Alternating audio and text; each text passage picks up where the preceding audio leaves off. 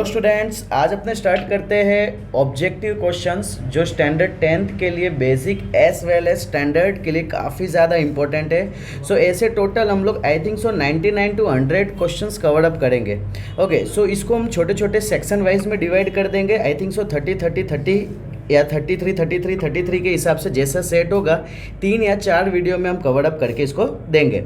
So first question की ओर चलते हैं। That is the LCM of a,18 is 36 and HCF of a,18 is 2।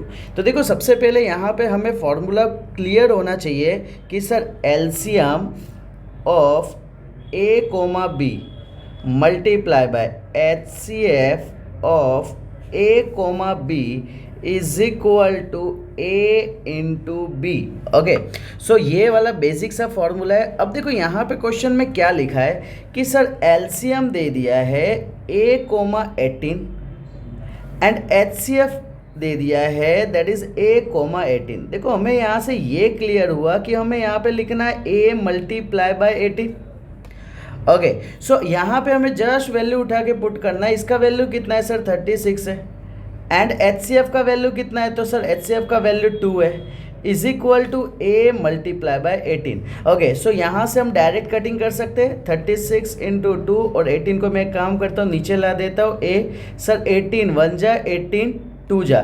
इसको हम अगर सॉल्व करेंगे तो a का वैल्यू हमारा क्या आ जाएगा? तो सर a का वैल्यू आ जाएगा 2 2 जा 4। सो यहाँ पे जो मेरा फाइनल आंसर आएगा that is nothing but 4। Okay, next second question हम देखते हैं। सेकंड क्वेश्चन में क्या बोला है? HCF of 140, 40। तो देखो, जब भी HCF पूछा जाए तो सर HCF निकालना है तो 140 का सबसे पहले फैक्टर सिंप्लीफाई करना पड़ेगा हमें। सर 140 270 2 3 जा 6 1 2 5 जा 10 5 7 जा 7 1 जा। सो अपने इसको लिख सकते हैं sir 2 square multiply by 5 multiply by 7। Next one is 40। सो इधर स्टार्ट करेंगे सर 2 2 जा 4 एंड 0 2 10 जा 2 5 जा 5 1 जा। सो इसको लिख सकते हैं सर 2⁻³ इंटू 5। ओके, देखो, जब भी HCF की बात आएगी, जब भी HCF की बात आएगी तो हमें देखना है दोनों में क्या कॉमन है। ओके, तो अगर मैं दोनों में देखता हूँ तो सर सबसे पहले 2 की बात करता हूँ तो 2⁻² दोनों में है। ओके, चलो इसको थोड़ा और सिंप्लीफाई करता हूँ तो और अच्छे से क्लियर होगा। सर इसको 2 इंटू 2 लिख देता हूँ एंड इसको 2 इंटू 2 इंटू 2 लिख देते हैं। ओके, सो अगर अपने यहाँ पे अगर बात करें तो सर ये 2 एंड ये 2 कॉमन है तो मैं इधर 2 लिख दूंगा। सर ये 2 एंड ये 2 दोनों कॉमन है तो सर यहाँ पे हम 2 लिख देंगे। सर ये 5 एंड ये 5 कॉमन है तो सर हम यहाँ पे लिख देंगे 5। अगर हम इसका मल्टीप्लाई करेंगे, देखो और कोई कॉमन दिख रहा नहीं है, सो इसका मल्टीप्लाई करेंगे तो क्या आ जाएगा? 5 2 जा 10 10 2 जा 20। So 20 is my answer. So option B is my answer. Okay, अगर यहाँ पे इसी जगह मुझे HCF के जगह LCM पूछा होता तो देखो LCM क्या बोलता है ना, जो सबसे ज़्यादा प्रेजेंट है सबको लेना है और उसमें जो सबसे ज़्यादा प्रेजेंट है। अब मैं यहाँ पे बात करूँ तो सर 2 यहाँ पे 2 बार प्रेजेंट है, 2 यहाँ पे 3 बार प्रेजेंट है। तो सबसे ज़्यादा बार कितने बार प्रेजेंट है? तो 3 बार प्रेजेंट है, तो ये लिख दूंगा मैं। फिर 5 प्रेजेंट है। ओके, तो 5 दोनों में एक बार है तो कोई भी एक लिख दूंगा तो चलेगा। 7 प्रेजेंट है तो 7 को मैं यहाँ लिख दूंगा और इसको मल्टीप्लाई करना, ये तुम्हारा एलसीएम। ओके, सो यहाँ पे बेसिकली दोनों कंसेप्ट क्लियर हुए। एलसीएम एंड HCF दोनों में डिफरेंस क्या है। Question number 3 most important. देखो, जब भी तुम सॉल्व कर रहे हो ना तो सबसे पहले क्या करना ना कि क्वेश्चन देखते ही पहले वीडियो को पॉज करना, ट्राई करना खुद से सॉल्व करने के लिए एंड फिर उसके बाद खुद को टाइम देना एंड उसके बाद फिर यहाँ पे मेरा सॉल्यूशन देखना। अगर तुम डायरेक्टली सॉल्यूशन देखोगे तो ऐसा लगेगा ये तो काफ़ी ज़्यादा इजी है, बट एक बार तुम प्रैक्टिस करोगे तो तुमको क्लियर आइडिया आएगा। ओके, सो थर्ड नंबर का क्वेश्चन देखते हैं। तो थर्ड नंबर का क्वेश्चन थोड़ा सा अलग है। सर HCF a,b का वैल्यू दे दिया है 1। HCF ऑफ a-b पूछा है एंड a+b पूछा है। ओके, सो अपने यहाँ पे बात करते हैं कि सर HCF a,b। देखो, ऐसे क्वेश्चन आते हैं ना तो स्टूडेंट घबरा जाते हैं कि यार इस तरीके का तो क्वेश्चन कभी देखा नहीं था, दोनों के बीच हमने रिलेशन वाला देखा था HCF एंड LCM का। तो देखो इस टाइप के क्वेश्चन में हमें ऑलवेज ट्राई करना है कि एग्जाम्पल के थ्रू ले। अगर मैं बात करूँ, चलो यहाँ पे दो अलग अलग हम सिचुएशन लेते हैं। एक पहला सिचुएशन लेता हूँ, A = 3 ले लेता हूँ एंड B = मैं ले लेता हूँ 2 ले लेता हूँ। सर ऐसा क्यों? देखो अगर ध्यान से देखोगे ना, HCF ऑफ 3, 2, ओके, सो 3 और 2 दोनों में अगर तुम ऑब्जर्व करोगे तो कोई भी कॉमन नहीं है, और जब भी HCF में कॉमन नहीं होता है उसका आंसर होता है 1। क्लियर? सो सेम ये वाला फॉलो करके दिया तुम्हें 1। ओके, अगर मैं यहाँ पे बात करूँ दूसरा, एक और मैं एग्जांपल ले लेता हूँ, A ले लेता हूँ 5 एंड B ले लेता हूँ मैं 4। सो अगर HCF हम बात करते हैं 5, 4 का, तो ये भी 5 एंड 4 दोनों में क्या कोई कॉमन है? तो ना सर, कोई कॉमन नहीं है। तो इसके लिए हम क्या लिखेंगे? कॉमन में इधर लिख देंगे 1। अब यहाँ पे ध्यान से समझना, अब मुझे ये पार्ट लेना है, ये वाला पार्ट लेना है, A-B एंड A+B। अगर मैं यहाँ पे मुझे फाइंड करना है HCF A-B, यानी 3 - 2 क्या होगा? तो सर 1। 3 + 2 हो क्या होगा? तो दैट इज़ 5। अगर मैं यहाँ दूसरी बात करूँ तो दोनों को वापस से यहाँ पे यही वाला कंसेप्ट फिर से आ जाएगा, क्या आएगा? A+B यानी 9, और 5 - 4 तो क्या आ जाएगा? That is 5 - 4 that is nothing but यहाँ पे आ जाएगा, सॉरी यहाँ पे एक को माइनस करना है, तो यहाँ पे आ जाएगा 5 - 4 1 एंड 5 + 4 क्या आ जाएगा? तो दैट इज़ 9 आ जाएगा। अब यहाँ पे बात करते हैं सर HCF ऑफ 1, 5 क्या होगा? तो सर HCF ऑफ 1, 5 होगा, that is nothing but 1। Sir HCF of 1 and 9 यहाँ क्या होगा? तो sir that is nothing but 1। Okay, so हमें ये पता चल गया कि सर 1 आंसर तो होना ही चाहिए कम से कम। ओके, देखो तुम कोई भी एग्जांपल ले सकते हो इसके अंदर, बट याद रखना HCF 1 होना चाहिए, ये अपना इंपॉर्टेंट पॉइंट है। सो यहाँ पे अगर हम ऑब्जर्व करेंगे तो यहाँ पे जो वैल्यू दिख रहा है 1 कहाँ पे है? तो सर यहाँ पे 1 है। ओके, तो ये 1 और 2 वाला दोनों ये मेरा फाइनल आंसर होगा। ओके, ऐसे ही तुम और भी कुछ एग्जांपल लोगे जिसके अंदर दैट इज़ नथिंग बट दोनों का HCF क्या आ जाएगा? 2। ऐसे भी क्वेश्चन हो सकते हैं। ओके, सो नेक्स्ट वन अपना देखते हैं क्वेश्चन नंबर 4। देखो क्वेश्चन नंबर 4 तुम्हारे सिलेबस में नहीं है, सो ये गो थ्रू तुम्हें करना नहीं है। ओके, नेक्स्ट वन अपने आ जाते हैं LCM। देखो वापस से एक बेसिक सा चीज़ है सर, 180 एंड 40। ओके, 180 एंड 40 की बात करें अपने तो 180 एंड सर यहाँ पे आ जाएगा 40। सर 180 का LCM होगा 2 9 ज़ा 0, 2 45 ज़ा 5 9 ज़ा 3 3 ज़ा 3 1 ज़ा। सो यहाँ पे हम लिख सकते हैं, क्या लिख सकते हैं सर? 2 टाइम्स है, 3 2 टाइम्स है एंड 5 1 टाइम है। सर सेम वे 40 यहाँ पे आ जाएगा, तो 40 को क्या लिख सकते हैं सर? 2 20 2 10 2 5 5 1। सो यहाँ पे आ जाएगा 40 का value 2⁻³ into that is nothing but 5। Okay, so अब मुझे जब LCM लेना है तो LCM के लिए हम क्या करते हैं? तो सर दोनों के वैल्यू को लिखते हैं, बट दोनों के वैल्यू में जो मैक्सिमम वैल्यू है वो भी लिखेंगे। जैसे कि यहाँ पे 2 दोनों में प्रेजेंट है, तो दोनों में बड़ा कौन है? तो सर 2⁻3। ओके, नेक्स्ट उसके बाद 3⁻2 इधर ही है, तो सिर्फ ये वाला लिख देंगे 3⁻2। एंड यहाँ पे 5 दोनों में है, तो दोनों 5 ही है, तो कोई बड़ा नहीं है, तो अपने लिख देंगे 1/5। सर 2 का क्यूब क्या होता है? तो 2 का क्यूब होता है 8। ओके, 3 का स्क्वायर क्या होता है? 3 का स्क्वायर होता है 9।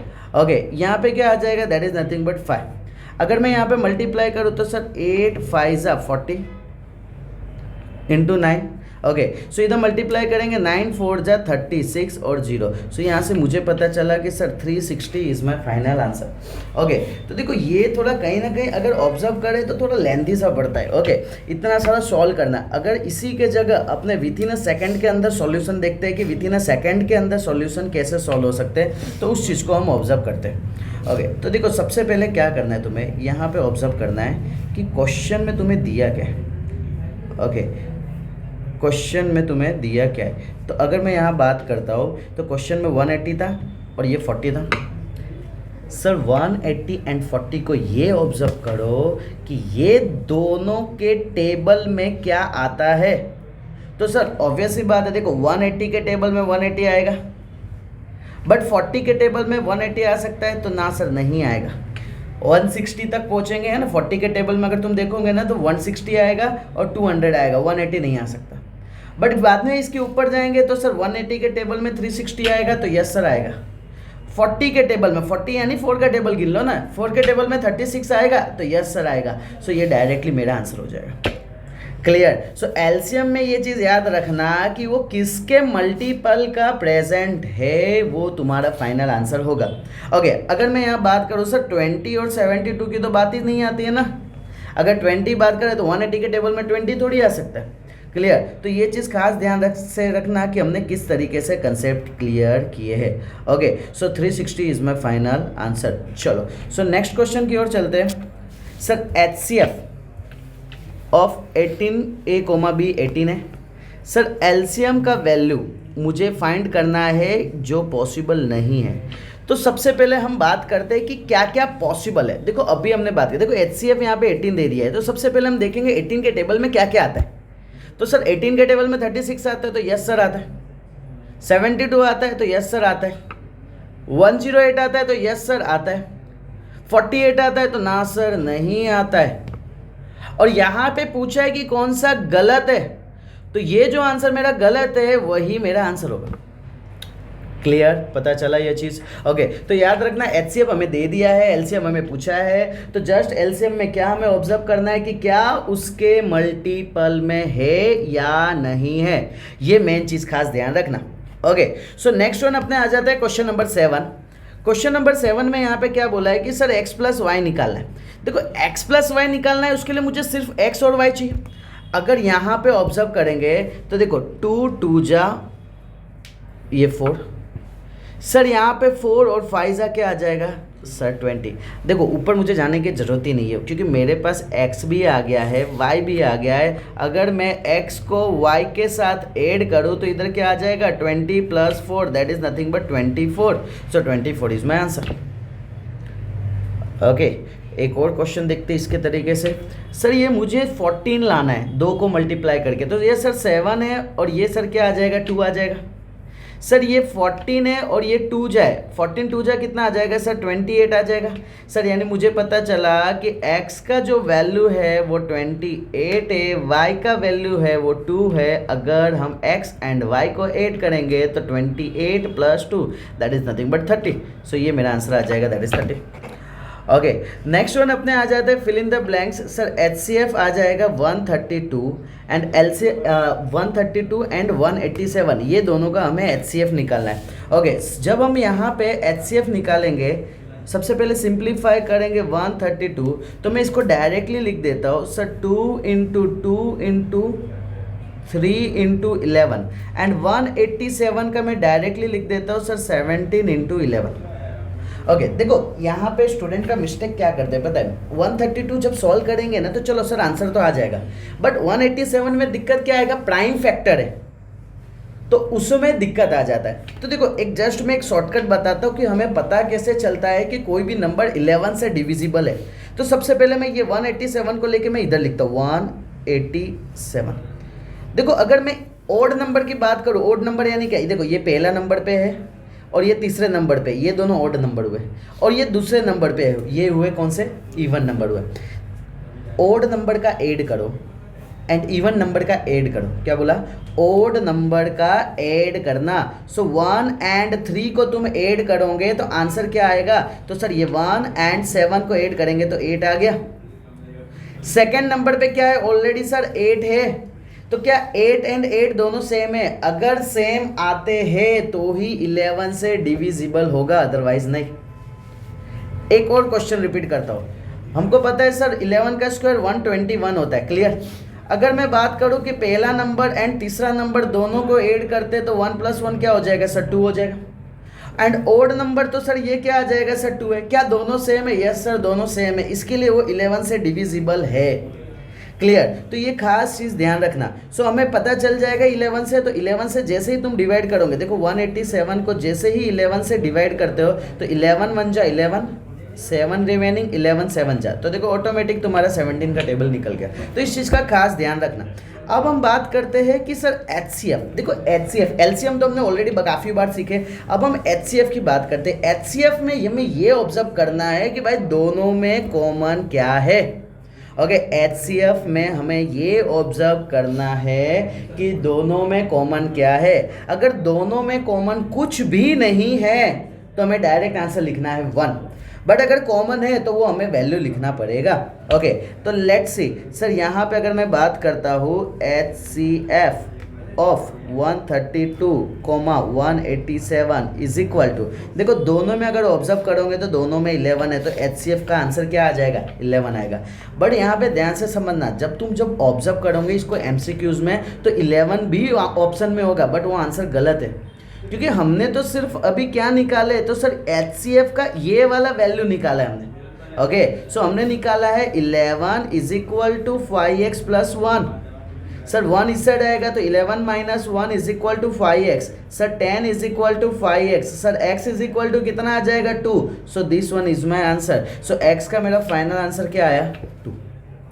ओके, सो नेक्स्ट वन अपने कंसेप्ट पे चलते हैं। तो नेक्स्ट कंसेप्ट में लिखा है same, fill in the blanks में HCF दे दिया है सर 15, 24 एंड 42। सर 15, 24 एंड 42 इसको सिंप्लीफाई करते हैं। तो सर जब 15 को हम सॉल्व करेंगे तो सर आ जाएगा दैट इज 5 इंटू 3। ओके, 24 को जब सिंप्लीफाई करेंगे तो 2 इंटू 2 इंटू 2 इंटू 3। सर 42 को सिंप्लीफाई करेंगे तो 2 इंटू 3 इंटू 7। देखो ये सिंपल सा चीज़ है, तुम डायरेक्टली फैक्टराइज करके सिंप्लीफाई करके सॉल्व कर देना। मेरा काम है यहाँ पे कंसेप्ट समझाना कि ओके ये आया किस तरीके से। अब हम बात करें सर HCF का मतलब क्या होता है, तो सर HCF का मतलब होता है कॉमन। एंड अगर कॉमन नहीं दिखेगा तो उसका आंसर, कॉमन नहीं दिखेगा तो उसका आंसर ऑलवेज क्या होगा, 1। क्या इधर कॉमन दिख रहा है, तो सर तीनों में 3 3 3 है, तीनों में और कोई वैल्यू है तो ना सर नहीं है। देखो यहाँ पे 2 2 दोनों साइड है, बट इसको हम नहीं ले सकते क्योंकि 15 वाला यानी ये जो अपर वाला है इसके अंदर 2 नहीं है। ओके, सो हमको ये ऑब्जर्व करना है कि तीनों में कॉमन क्या है, तो सर तीनों में कॉमन है that is the 3। So 3 is my final answer. Okay, next, state whether the following statement true और फॉल्स। Sir √5 is an irrational number, तो sir that is nothing but true. क्यों, क्योंकि यहाँ पे √5 को क्या बोला गया, इरेशनल नंबर। देखो अगर मैं बात करूँ पाई, तो pi is also an irrational number. √7, √11, तो ये सारे के सारे नंबर क्या आ जाएंगे, इरेशनल नंबर। बट एक चीज़ याद रखना, कभी अगर कंफ्यूज करना है तुम्हें तो वो क्या करेंगे पता है, रूट के अंदर दे देंगे 4 एंड पूछेंगे कि मालिक ये इरेशनल नंबर है या रेशनल नंबर है। तो अपने माइंड में क्लियर होना चाहिए कि सर √4 जेल से बाहर आ सकता है, सर 2 टाइम्स रहेगा और 1 टाइम बाहर आएगा तो ये बन जाएगा 2। क्लियर, तो ऑलवेज याद रखना रेशनल और इरेशनल देखने के पहले सिंप्लीफाई करना इंपॉर्टेंट है। वापिस से रिपीट कर रहा हूँ, इरेशनल नंबर देखने के पहले सिंप्लीफाई करना इंपॉर्टेंट है। सर √5 को सिंप्लीफाई नहीं हो सकता है, √7 को सिंप्लीफाई नहीं हो सकता है, √11 सिंप्लीफाई नहीं हो सकता है। इसके लिए सारे नंबर कौन सा है, irrational number, irrational number, irrational number. Okay, but √4 solve हो सकता है तो क्या बन गया, रेशनल नंबर। देखो एक और मैं कंसेप्ट यहाँ पे बताता हूँ जो इंपॉर्टेंट पॉइंट है। देखो अभी मैंने क्या बोला, ठीक है, अभी शुभम सर ने बोले कि मालिक पाई जो है ना, पाई जो है ना वो क्या है सर, इरेशनल नंबर है। पाई क्या है, इरेशनल नंबर। ओके, अब दूसरा मैं बात करता हूँ, what is the value of pi. Pi का वैल्यू क्या होता है, तो सर पाई का वैल्यू होता है 22/7। अब सर ये रेशनल है कि इरेशनल, तो सर ये नंबर रेशनल है। ओके, पता चला कंसेप्ट।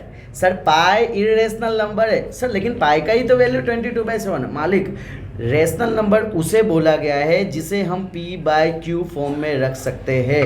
क्लियर। तो 22/7 is N is a rational number. But अगर मैं बात करूँ 3.14 dot dot dot dot dot, okay 3.14 dot dot dot dot dot, तो ये जो आ जाएगा वो क्या आ जाएगा, that is nothing but my irrational number. क्यों? क्योंकि ये तो है पाई का ही वैल्यू। क्लियर। तो याद रखना pi is an irrational number, 3.14 dot dot dot is an irrational number, but 22/7 is a rational number. Okay, so यहाँ ये कंफ्यूज करने का चांसेस है। लेट्स सी क्वेश्चन नंबर 12 पे हम आते हैं। देखो the graph of P of x is equal to this. Okay, देखो ग्राफ समझना किस चीज का होता है। देखो ऑलवेज याद रखना कि जिसका पावर, उसमें भी मैं वर्ड यूज करता हूँ मैक्सिमम पावर, जिसका भी मैक्सिमम पावर 1 हो उसको हम बोलते हैं लाइन। क्या बोलते हैं? लाइन। ओके, लेट्स सी एक एग्जांपल देते अपने। अगर मैं बात करता हूँ x + y is equal to 3, या तो मैं बोल दिया कि देखो अगर मैं इधर बोलता हूँ p of x is equal to x - 7।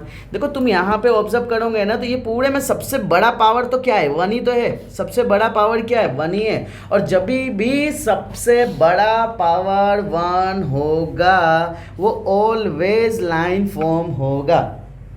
Clear. Okay, जैसे कि अगर तुम लेसन नंबर 3 में ऑब्जर्व करोगे तो सारे के सारे क्वेश्चन पावर 1 वाले, और उसके अंदर तुम ऑलवेज चेक करोगे तो लाइन की ही बात चलती है। ओके, सो यहाँ पे याद रखना जिसका भी पावर 1 होगा वहाँ पे क्या हो जाएगा, that is nothing but line. Okay, so next one अपने आ जाते हैं क्वेश्चन नंबर 13। क्वेश्चन नंबर 13 समझना इजी है, ठीक है, बट यहाँ पे मेन चीज़ क्या है, क्यूबिक की बात चल गई। ओके, तो sum of the zeros of the cubic polynomial. तो सबसे पहले यहाँ से हमें कंपेयर करना आना चाहिए ax³ + bx² + cx + d is equal to 0, और मुझे फाइंड करना है that is nothing but sum. अगर सम की बात करूँ तो सम का मतलब क्या होता है, alpha + beta + gamma is equal to -b/a। अगर -b की मैं बात करूँ तो देखो माइनस को माइनस की जगह ही रहने देना है। b का वैल्यू क्या है, तो b का वैल्यू है सर -5। सर a का वैल्यू क्या है, तो x³ के आगे कुछ नहीं, दैट मीन्स 1। ओके, जिसका कोई नहीं उसका सबका मालिक एक। सो यहाँ पे आ जाएगा that is nothing but 5। So b 5 is an answer. Okay, देखो यहाँ पे सबसे ज़्यादा मिस्टेक होने का चांस क्या रहता है स्टूडेंट का, साइन में मिस्टेक करोगे तुम, और साइन में मिस्टेक करके -5 में भी काफ़ी सारे स्टूडेंट आंसर टिक करके आएंगे। Clear, done. तो ये चीज़ खास ध्यान रखना कि किस तरीके से, और तुम्हें कंपेयर करने आना चाहिए दोनों में। अगर मैं बात करता हूँ अल्फा + बीटा क्वाड्रेटिक में तो -b/a था। सर इधर बात करूँ अल्फा + बीटा + गामा, इधर भी -b/a ही है। अगर यहाँ बात करूँ अल्फा × बीटा तो यहाँ आएगा c/a। यहाँ पे भी बात करूँ दो का multiply, alpha beta, beta gamma, gamma alpha, तो ये भी आएगा c/a। बट अगर यहाँ पे मैं बात करूँ 3 मल्टीप्लाई का, अल्फा बीटा गामा, तो इसका आंसर आएगा -d/a। क्लियर, माइनस लिखना भूलना मत। और मैक्सिमम टाइम है ना, जो गुजरात बोर्ड है ना, वो क्वेश्चन जो पूछती है ना वो इस पे पूछती है, क्योंकि ये थोड़ा अनोखा है और थोड़ा यूनिक है और हटके है, और इसमें भी स्टूडेंट मिस्टेक करते हैं, माइनस लिखना भूल जाते हैं। ओके, तो ये खास ध्यान रखना कि किस तरीके से। अब नेक्स्ट वन बात करते हैं question number 14। So question number 14 में देखेंगे if the product of the zeros is this. Okay, so यहाँ पे वैल्यू दे दिया है, प्रोडक्ट ऑफ जीरो दे दिया है। देखो यहाँ पे प्रोडक्ट की बात कर रहे हैं तो प्रोडक्ट में अल्फा × बीटा होगा। क्यों? क्योंकि यहाँ पे क्वाड्रेटिक का बात चल रहा है। ओके, अल्फा × बीटा का फॉर्मूला क्या होता है, तो सर c/a होता है। ओके, एंड प्रोडक्ट का वैल्यू, देखो प्रोडक्ट का वैल्यू तुम्हें दे दिया है ना, इसके बाद जो रहता है ना वो इसका वैल्यू दिया है, प्रोडक्ट का वैल्यू दे दिया है 4।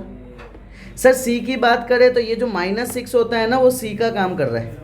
सर ए जो है ना x² के आगे तो ऑलरेडी ए ही है तो वो कर रहा है। सर यहाँ से अगर बात करें ए को इधर भेज देंगे, -6/4, 2 2 जा 2 3 जा, सर ए का जो आंसर आ जाएगा -3/2। सो this one is my answer.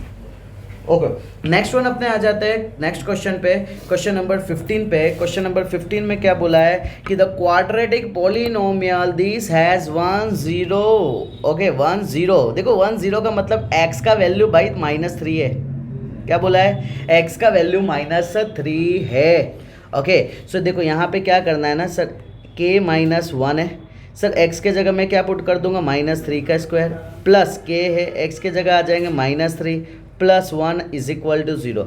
बस यहाँ से हमें k का वैल्यू निकालना है। लेट्स सी सर, इधर आ जाएगा k -1 -3 का स्क्वायर क्या होगा 9, इधर होगा -3k plus 1 is equal to 0। Simplify करेंगे तो इधर आ जाएगा 9k -9 -3k plus 1 is equal to 0। And 9 - 3 क्या हो जाएगा, तो सर 6k आ जाएगा, इधर आ जाएगा -8 हो जाएगा इज इक्वल टू 0। सो यहाँ पे बात करेंगे 6k is equal to 8 and k is equal to 8/6।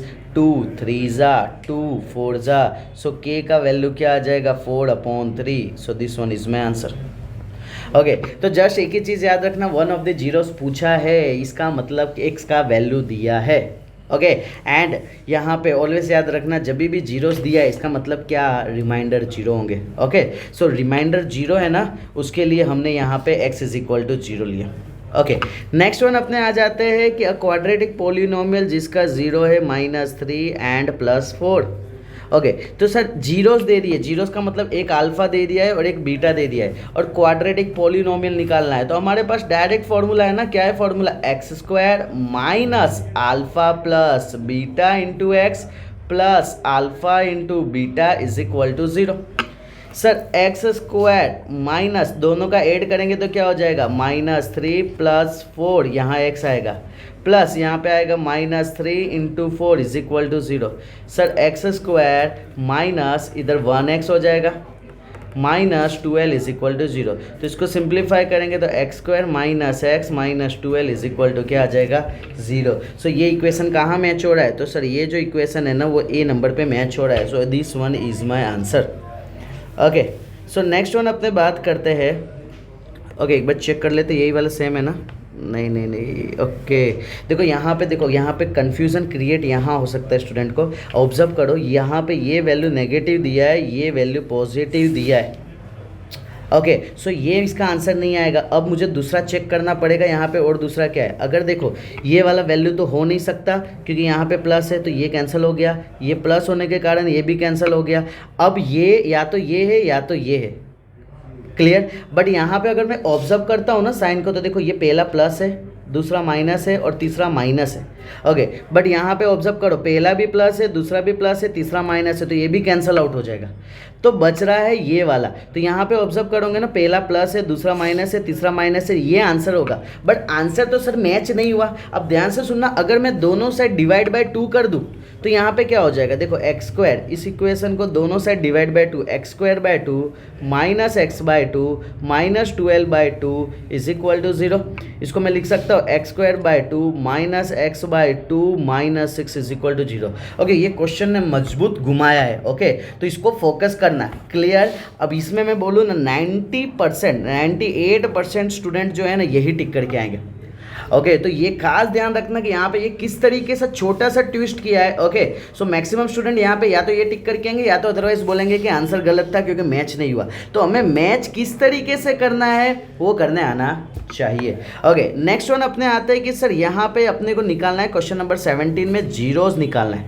Okay zeros का मतलब होता है फाइनल वैल्यू। देखो इसको तुम जब सिंप्लीफाई करोगे तो ऐसा ऑलवेज वैल्यू बनेगा, एक x+a बनेगा और एक x-b बनेगा क्योंकि यहाँ पे नेगेटिव साइन है। जब इसको तुम सॉल्व करोगे ना x इज इक्वल टू, तो एक वैल्यू नेगेटिव आएगा और एक वैल्यू क्या आएगा पॉजिटिव। तो याद रखना दोनों के साइन कैसे है, अलग अलग है। तो सर एक पॉजिटिव होगा और एक नेगेटिव होगा, that is my option C. 18 number की बात करें कि क्वाड्रेटिक पॉलिनोमियल दिस, देखो यहाँ पे पूरे में प्लस है ना, तो इसका मतलब इसका आंसर ऐसा होने वाला है। सिंप्लीफाई करोगे तो x+a x+b, बट अगर इसको सॉल्व करोगे तो x का वैल्यू आएगा -a एंड दूसरा x का वैल्यू आएगा -b। अब यहाँ पे मुझे बताओ x के आंसर दोनों कैसे आ रहे हैं, नेगेटिव। तो बहुत नेगेटिव इसमें आंसर। तो ऑलवेज याद रखना कि ये किस तरीके से, तो ज़्यादा से ज़्यादा ये दोनों टाइप के पूछने के चांसेस है, ट्विस्ट करने के चांसेस है, तो इस चीज़ का ध्यान रखना। नेक्स्ट वन अपने आ जाते हैं क्वेश्चन नंबर 19, जो एक थोड़ा अनोखा तरीके से पूछाया गया है, ध्यान से समझना। 99% स्टूडेंट को है ना ये क्वेश्चन नहीं आएगा। ओके, अगर चेक करना हो तो ये वीडियो को पॉज करके सॉल्व करके देख लो। Okay, so one of the zeros of the polynomial is 0। इसका मतलब क्या, एक जीरो जो है वो क्या दे दिया है, that is nothing but 0।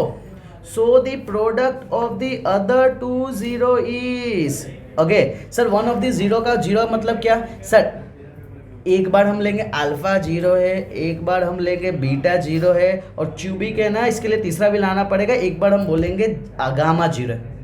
Product of the 2 0 का मतलब क्या, एक बार निकाल के बताओ अल्फा बीटा, एक बार निकाल के बताओ बीटा गामा, और एक बार निकाल के बताओ गामा अल्फा। पहली बात, क्वेश्चन का मतलब ये होता है। ओके, अब यहाँ पे बात करते हैं कि प्रोडक्ट की बात चल रही है, तो देखो हमें प्रोडक्ट का वैल्यू पता है ना, ध्यान से समझना।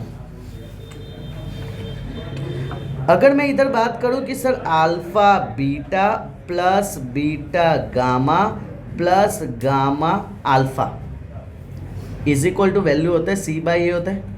ओके, अब यहाँ पे 3 सिचुएशन क्रिएट होगा, समझना। एक मैं बोलूँगा अल्फा का वैल्यू 0 है। ओके, तो अल्फा का वैल्यू 0 है, तो इसका मतलब क्या, ये और ये दोनों के दोनों हट जाएंगे, तो यहाँ पे क्या आ जाएगा, beta gamma is equal to C by A हो जाएगा। और अगर मैं बात करूँ यहाँ पे, एक बार मैं लूँगा बीटा इज इक्वल टू 0, तो बीटा इक्वल टू 0 यानी ये बीटा और ये बीटा, ये दोनों के दोनों हट जाएंगे, क्योंकि 0 इंटू समथिंग 0 आएगा, तो यहाँ पे भी क्या आ गया, गामा और alpha is equal to C by a. Okay, अब तीसरे कंडीशन की बात करें तो तीसरे कंडीशन में हम लेंगे that is gamma is equal to 0। अगर गामा का वैल्यू 0 लेते हैं तो सर ये वाला वैल्यू 0 होगा और ये वाला वैल्यू 0 होगा। सो यहाँ पे वैल्यू क्या आ जाएगा, alpha into beta is equal to C by A. तो देखो ये जो है तीनों में अगर तुम ऑब्जर्व करोगे तो तीनों में जो मेरा फाइनल आंसर मिल रहा है ना, वो आ रहा है C by A and C by A. So C by A is my final answer. Okay, तो ये बेसिक सा कंसेप्ट था, तो ये माइंड में सेट करना कि किस तरीके से सॉल्व हुआ। ओके, नेक्स्ट वन अपने बात करते हैं क्वेश्चन नंबर 20। क्वेश्चन नंबर 20 में क्या लिखा है, 2 zero of the cubic polynomial दे दिया है, दैट इज 0 दे दिया है, एंड द थर्ड 0 इज। अब देखो यहाँ पे क्या लिखा है, 2 zeros of the cubic polynomial. 2 zero का मतलब क्या, एक समझो मैं बोलता हूँ अल्फा और बीटा का वैल्यू क्या है, 0 है। Okay, and there third 0 is, तीसरा 0 क्या होगा, तो एक alpha plus beta plus gamma का वैल्यू क्या होता है सर, माइनस बी अपॉन ए होता है। बोलो डन। सर अल्फा 0 है, बीटा 0 है, गामा का वैल्यू निकल जाएगा। सर गामा का वैल्यू क्या निकलेगा, तो minus b by a. So this one is my answer. So minus b by a, so a. Okay, next one अपने बात करते हैं 21। देखो 21 में एक चीज़ पहले बोलता हूँ कि जिसका जितना पावर, क्या बोला मैंने, जिसका जितना पावर ज़्यादा से ज़्यादा उतना 0 निकाल पाएगा। मैंने बोला ज़्यादा से ज़्यादा उतना 0 निकाल पाएगा। ओके, तो ये ऑप्शन भी आता है। तो यहाँ पे अगर मैं क्यूबिक की बात करूँ तो एट मोस्ट यानी मैक्स टू मैक्स 3 0 वो निकाल के दे सकता है। क्लियर। बट अब हमें 0 इधर चेक करना होगा, तो यहाँ पे आ जाएगा x cube p of x is equal to x cube minus x. इधर बात करें तो x कॉमन आउट आएगा, तो इधर क्या बचेगा, X square minus 1। Okay sir, A square minus B square है ना, 1 को 1 का स्क्वायर भी बोल सकता हूँ ना, तो इधर आएगा x माइनस 1 एक्स प्लस 1। देखो यहाँ पे जस्ट देखना है कि सर यहाँ पे कितने वैल्यू क्रिएट हो रहे हैं, ये 1, ये 2 और ये 3। अगर तुम देखो इधर 0 पुट कर दोगे तो यहाँ पे 3 आंसर तुमको मिलेंगे, है ना। x is equal to 0, x minus 1 is equal to 0 and x plus 1 is equal to 0। So इधर आ जाएगा x का वैल्यू क्या आएगा, माइनस 1 का हो जाएगा प्लस 1। ओके, इसका वैल्यू क्या हो जाएगा sir, x is equal to minus 1। Okay, and यहाँ पे तीसरा वैल्यू तो ही, तो यहाँ से हमें पता चला इसका आंसर भी कैसा है, that is nothing but 3। Next one अगर मैं बात करता हूँ, नेक्स्ट वन अगर बात करते हैं कि जीरोस अपने को निकालना है किसका, दैट इज़ लीनियर पॉलिनोमियल का। ओके, सो यहाँ पे जीरोस निकालना है, तो अब मुझे क्या करना रहेगा sir, p of x is equal to 3x minus 11 दिए है ना, इसके जगह p ऑफ x को हटाओ, इधर 0 पुट कर दो। देखो जस्ट एक छोटा सा कंसेप्ट बताता हूँ कि जीरोस में इधर हम 0 क्यों पुट करते हैं। देखो 0 का मतलब क्या होता है कि कोई भी चीज़ को हम डिवाइड करेंगे तो आंसर हमें फाइनल रिमाइंडर जो है ना 0 मिलेगा। ओके क्या बोला मैंने, देखो जीरो हो गए, फैक्टर हो गए, प्रोडक्ट हो गए यानी मल्टीप्लिकेशन हो गए, डिविजिबल हो गए, ये सारे का मतलब एक ही चीज़ होता है, क्या होता है, रिमाइंडर जीरो। ओके जैसे अगर मैं बोलता हूँ कि that is 2 is divisible 4 is divisible by 2, इसका मतलब क्या, इधर 4 है इधर 2 है, 2 2 जा 4, यहाँ पे ये जो छिल्ला आंसर आता है उसको रिमाइंडर जीरो बोलते हैं। तो ये जो है ना, ये जो है वो ऑलवेज रिमाइंडर बताता है, एंड रिमाइंडर के जगह जीरो इसके लिए हम पुट करते हैं बार बार। क्लियर सर, इधर सॉल्व करेंगे तो 11 इधर आ जाएगा, 3x आ जाएगा, x is equal to 11/3, so 11/3 that is c is my final answer. Okay next one आता है question number 23। Sir question number 23 की बात करते हैं। यहाँ पे देखो, इसके पहले हमने जो क्वेश्चन किए थे उसके अंदर पावर 1 था, अब जो सॉल्व कर रहे हैं उसके अंदर पावर कितना है, तो पावर 2 है। अगर मैं 2 पावर की बात करता हूँ तो 2 power is nothing but always, याद रखना वो पैराबोला बताता है। क्या बोला बताता है, पैराबोला बताता है। सर पैराबोला का मतलब क्या होता है, इस तरीके से कर्व होगा। ओके अब वो कैसा कर्व होगा वो डिपेंड करता है। क्लियर, इतना से पता चलना चाहिए। क्या बोला, अगर पावर 1 है तो लीनियर, पावर 2 है तो हम बोलेंगे सर क्वाड्रेटिक है। ओके दैट इज क्वाड्रेटिक यानी क्या, फिगर जो ये ग्राफ जो बनेगा वो बनेगा पैराबोला। अब हमें नेक्स्ट जो क्वेश्चन है, यानी मुझे इतना तो पता चल गया ना कि सर यहाँ पे पावर 2 है तो लाइन नहीं हो सकता है, रे नहीं हो सकता। अब यहाँ पे कंडीशन आता है कि सर ओपन पैराबोला, ये दोनों आंसर है। अब इसमें से आंसर कौन सा, तो ऑलवेज याद रखना एक चीज, ऑलवेज याद रखना, अगर पॉजिटिव है एक्स स्क्वायर के आगे तो उसे बोला जाता है अपवर्ड। क्या बोला जाता है, अपवर्ड। और अगर नेगेटिव है एक्स स्क्वायर के आगे तो इसे क्या बोला जाता है, that is nothing but downward. Okay तो ये कंसेप्ट क्लियर रखना, सिर्फ और सिर्फ हमें एक्स स्क्वायर को चेक करना है। पहला चीज एक्स स्क्वायर, देखो ये मैं बार बार रिपीट इसके लिए कर रहा हूँ, एक बार कंसेप्ट क्लियर हो गया ना, एग्जाम में देखते हैं ना, इसको 2 सेकंड भी नहीं लगेगा सॉल्व करने में, बट ये कंसेप्ट क्लियर होना चाहिए। वापस से रिपीट कर रहा हूँ, एक्स स्क्वायर का मतलब होता है पैराबोला, क्वाड्रेटिक ऑलवेज पैराबोला बनाता है। अब पैराबोला में ये अपवर्ड है कि डाउनवर्ड है, सिर्फ और सिर्फ एक्स स्क्वायर के आगे का साइन बताएगा। एक्स स्क्वायर के आगे का साइन पॉजिटिव है तो वो अपवर्ड होगा, एक्स स्क्वायर के आगे का साइन अगर नेगेटिव है तो वो डाउनवर्ड होगा। तो चेक करो यहाँ पे साइन नेगेटिव है तो answer is c, that is nothing but downward हो जाएगा।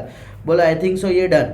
ओके नेक्स्ट वन अपने आ जाते हैं। ऐसे क्वेश्चन बार बार पूछाने के चांसेस रहते हैं, इसका आंसर क्या होगा, तो ये 1, ये 2 और ये 3, so 3 is my answer. Okay क्योंकि ये 3 बार पॉइंट में कट कर रहे हैं। ओके और ऑलवेज ये एग्जाम में इस टाइप से के क्वेश्चन पूछाते हैं, 1 मार्क्स का फिक्स रहता है उनका। ओके तो ये खास ध्यान रखना।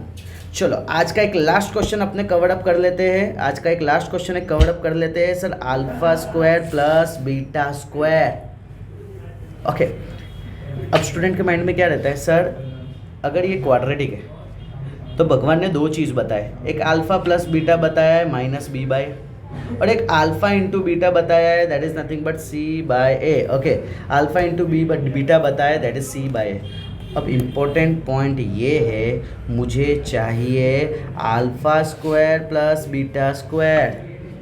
इसका तो कोई फॉर्मूला ही नहीं था, ऐसा कुछ कंसेप्ट था ही नहीं। देखो ऑलवेज याद रखना कि इस टाइप का क्वेश्चन ट्विस्ट करने के लिए पूछेंगे, वो भी ट्राई ज़्यादा उनका रहेगा स्टैंडर्ड में ये पूछने का। क्लियर, तो देखो जस्ट एक ही चीज़ याद रखना है, मुझे इतना पता है ना कि सर अगर मैं अल्फा प्लस बीटा का स्क्वायर करता हूँ तो क्या बन जाएगा, alpha square plus beta square plus alpha into beta, और इधर आ जाएगा 2। बोलो clear, that is nothing but मैं बोल सकता हूँ 2 अल्फा बीटा। बोलो क्लियर, इतना डन।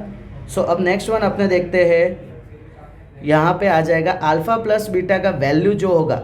ओके तो यहाँ पे मुझे चाहिए, इसका आंसर चाहिए sir that is nothing but alpha and beta का स्क्वायर चाहिए। अब इसको सॉल्व करेंगे तो क्या हो जाएगा, अल्फा प्लस बीटा का वैल्यू -b/a होता है, alpha square plus beta square, इधर 2 आएगा, अल्फा इंटू बीटा c/a होता है। सर इसको सॉल्व करेंगे तो b²/a² होगा, इसको इस साइड लाएंगे तो -2c/a होगा, is equal to alpha square plus beta square होगा। देखो ये जो है ना, ये मेरा आंसर। अब चेक करना है कि सर ऑप्शन में और भी क्या हो सकते हैं, तो देखो इसको मैं जस्ट एक सिंप्लीफाई करता हूँ। यहाँ पे अगर मुझे इसको सिंप्लीफाई करना है तो मैं इसको a² बोल सकता हूँ, ए स्क्वायर का मतलब क्या सर, नीचे भी ए मल्टीप्लाई कर दो ऊपर भी ए मल्टीप्लाई कर दो तो ए स्क्वायर हो जाएगा कन्वर्ट। सो इसको मैं बोल सकता हूँ B square minus 2ac। Okay, अब एक चीज़ और, अगर मुझे यहाँ पे एक तो ये आंसर आ गया, एक ये तरीके से आंसर है कि आया। अब अगर मैं बात करूँ कि बी स्क्वायर माइनस 2ac पे अगर वो अगर वैल्यू देते हैं तो इसके अंदर जस्ट पुट कर डालना है और ज़्यादा कुछ करना है नहीं। ओके, इतना टफ पूछाने के चांस कम है, वो डायरेक्टली यहाँ पे तुम्हें नंबर वाइज में देंगे, जैसे ऐसा दे देंगे 2x square plus x plus 3 is equal to 0, या तो इतना दे देंगे एंड डायरेक्टली वैल्यू बोल देंगे कि इसका वैल्यू फाइंड करो। ओके, सो जल्दी ही नेक्स्ट वीडियो के साथ मुलाकात करेंगे, बट तब तक के लिए इतने अच्छे से ये कंसेप्ट अच्छे से कवर अप कर लेना। एमसीक्यूज सबसे ज़्यादा इंपॉर्टेंट पॉइंट है और एमसीक्यूज बार बार वो रिपीटेड ही पूछते हैं। क्लियर, तो ऑलवेज याद रखना ऑब्जेक्टिव पार्ट जो है ना 70 to 80% है ना, डिटो टू डिटो पूछेंगे, मे बी 10 to 20% में, यानी कि 4 से 5 में वो ट्विस्ट करेंगे, वो उनका काम है, क्योंकि सबको वो फुल मार्क्स नहीं दे सकते। क्लियर हुआ, डन। तो एटलीस्ट ये सारे कंसेप्ट अच्छे से कवर अप कर लेना और इसके अंदर मैं ट्राई ये करूँगा कि सारे के सारे कंसेप्ट क्लियर अप हो जाए। ओके, दूसरा यहाँ पे हम जैसे ही 99 to 100 मैंने बोला ऑब्जेक्टिव हम कवर अप करेंगे, वो ऑब्जेक्टिव के बाद बेसिक के क्या क्या क्वेश्चन बहुत ही ज़्यादा इंपॉर्टेंट है, ओके, जो मैक्सिमम एक्सपेक्टेड क्वेश्चन है। So with in a few days, अगर अभी एग्जाम के 10 दिन बचे हुए तो 10 दिन में वो किस तरीके से कवर अप करे एटलीस्ट मैथ्स, तो इजीली पास आउट हो जाए। तो उसके लिए भी कंटिन्यू वीडियो को ऑब्जर्व करते रहना और गो थ्रू करते रहना। और मैथ्स को ऑलवेज याद रखना कि बार बार फॉर्मूला को रिपीट करना है, स्टूडेंट फॉर्मूले भूल जाते हैं, कंसेप्ट याद रह जाते हैं। क्लियर, तो जल्दी ही मिलते हैं नेक्स्ट वीडियो के साथ, तब तक के लिए बाय बाय।